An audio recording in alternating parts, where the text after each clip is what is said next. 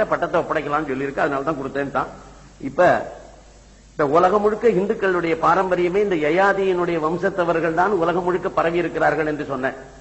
இன்றைக்கு நமக்கு பக்கத்தில் இருக்கக்கூடிய எல்லா நாடுகள்ல இருக்கக்கூடிய நாட்டினுடைய வரலாறோ ஒரு சில 1000 ஆண்டுகளுக்கு மேல கிடையாது. ஆனால் நம்முடைய மகாபாரதம் நிகழ்கின்ற நிகழ்வு இருக்கிறதே பல லட்சம் ஆண்டுகளுக்கு முன்னால் நடந்த ஒரு நிகழ்ச்சி. அதனால அதுல இருக்கக்கூடிய விஷயத்தை நம்ம புரிஞ்சுக்கணும். யயாதியினுடைய பாரம்பரியத்துல யதுவினுடைய வம்சத்தவர்கள் யாதவர்கள், துர்வசியிடம் இருந்து தோன்றியவர்கள் யவனர்கள். யவனர்கள்லாம் எங்க இருக்காங்கன்னு கேட்டீங்கன்னா கிரேக்கம், அது அட்ஜசன்டா இருக்கக்கூடிய எல்லா ப்ராவின்ஸ்ல இருக்கக்கூடியவர்களும் கிரீஸ், ரோம்.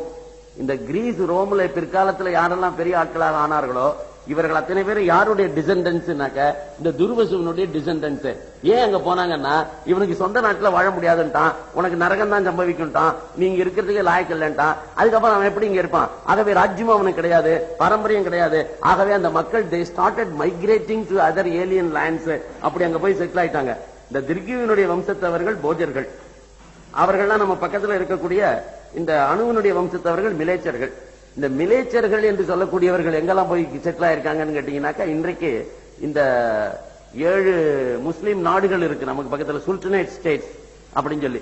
இந்த சுல்டனேட் ஸ்டேட்ஸ் எதெல்லாம் இன்றைக்கு அழைக்கப்படுகிறதோ அதுவும் அரேபியாவும் அதை சுற்றி இருக்கக்கூடிய ஈஜிப்ட் பகுதிகளில் இந்த மிலேச்சர்கள் என்பவர்கள் இவனுடைய பாரம்பரியத்தை சேர்ந்தவர்கள் அங்கு போய் சேர்ந்தார்கள். அதனால்தான் உங்களுக்கு எல்லாம் புரியணும், முகமது நபி பிறந்த போது மெக்காவில இருந்தது சிவன் கோயில்.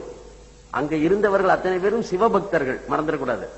அந்த மெக்காங்கிற பேருக்கு பேரே மகேஸ்வரன் கோயில், அதான் மெக்கீச்சரம்னு பாடி இருக்கிறார்கள். ஆகவே அங்க இருக்கிற சிவபெருமானுடைய தலையில இருக்கிற சந்திரமௌலீஸ்வரன் என்று அவனுக்கு பேர் இருக்கிறதுனாலதான் அந்த பிறை அவர்களுக்கு ரொம்ப முக்கியமாக போச்சு.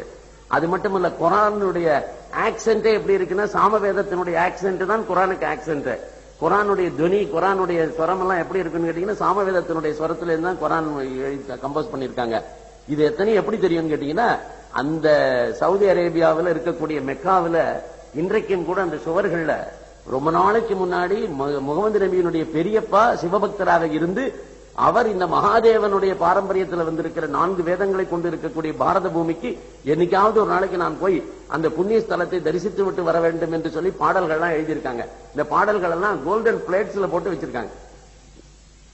உலகத்திலே முஸ்லீம்களை தவிர வேறு யாரும் மெக்காவுக்கு போக கூடாதுன்னு ரூல் இருக்கு, மறந்துடாதீங்க. நான் முஸ்லிம்ஸ் யாரும் மெக்காவுக்குள்ள போக முடியாது. மெக்காவனுடைய டிஸ்டன்ஸ் ஒரு 20 கிலோமீட்டர்ஸ் 30 கிலோமீட்டர்ஸ்க்குள்ள நீங்க யாருமே போக முடியாது. Only Muslims can go. அது எதுக்காக அந்த ரூல் கேட்கறீங்க? வெளியில இருக்கிறவங்க எவனாவது வந்தான்னா இந்த உண்மைகள் எல்லாம் தெரிஞ்சிடும். இது அத்தனையும் அங்க என்ன பிளேட்ல அரேபிக் லாங்குவேஜ்ல என்ன எழுதியிருக்கோ இது அத்தனையும் நான் ஒரு புத்தகத்துல எழுதியிருக்கிறேன். இது ஒரு இடத்துல டெல்லியில இந்த இந்து மகாசபாவுடைய பிர்லா டெம்பிள்னு ஒண்ணு இருக்கு. இந்த பிர்லா டெம்பிள்ல இது அப்படியே போட்டிருக்கான். இந்த பிர்லா டெம்பிள்ல இந்த இன்ஸ்கிரிப்ஷன் இஸ் தேர். அதுல என்னன்னு கேட்டா மெக்காவில என்ன பாடல்கள் அந்த அரேபியா மொழியில பாடப்பட்டதோ சிவபெருமானை பற்றி அதை அப்படியே இங்க வர்ணிச்சிருக்கிறார்கள். இதை யாரும் டிஸ்பியூட் பண்ணல. 370க்கும் மேற்பட்ட கோவில்களை இடித்தார்கள். 370 கோவில் நம்ம கோவில் இருந்தது. அப்ப கடைசியாக பெரியப்பாவும் சித்தப்பாவும் மாமன்லாம் விழுந்து முகமது நபியினுடைய காலில் விழுந்து எங்களுக்கு எதை வேணா இடிச்சிரும், ஆனா இது மெயின் சிவன் கோவில், இந்த சிவாலயத்தை மட்டும் இடிக்க கூடாதுன்னு சொன்னதுனாலதான் இன்றைக்கு காபா என்று சொல்லக்கூடிய இடத்துல போய் ஒரு கருங்கல்லை முத்தமிடுகிறார்கள் என்று சொல்லி ஒண்ணு அங்க போயிட்டு அதான் பண்றாங்க. இதுல வேடிக்கை பாருங்க, அங்க போறவனுடைய ட்ரெஸ் நீங்க பாத்திருக்கீங்களா? யோக வஸ்திரம். இவன் தொப்பி கிப்பி எல்லாம் போட்டு போக மாட்டாங்க. நீங்க கவனிச்சீங்களா கவனிக்கலே தெரியல. அந்த மெக்கா ஹஜ் யாத்திரைக்கு போறவன் எல்லாத்தையும் விட்டுட்டு ஒயிட் அண்ட் ஒயிட்ல, பியூர் ஒயிட் அண்ட் ஒயிட். அந்த ஒயிட் அண்ட் ஒயிட்ல என்ன போடுவான்னு கேட்டீங்கன்னா இந்த துணியை நம்ம ஊர்ல தான் யோக வஸ்திரம் அணியிற பழக்கமே. வேற எங்கேயுமே உலகத்துல யோக வஸ்திரம் அணியிற பழக்கம் எல்லாம் கிடையாது.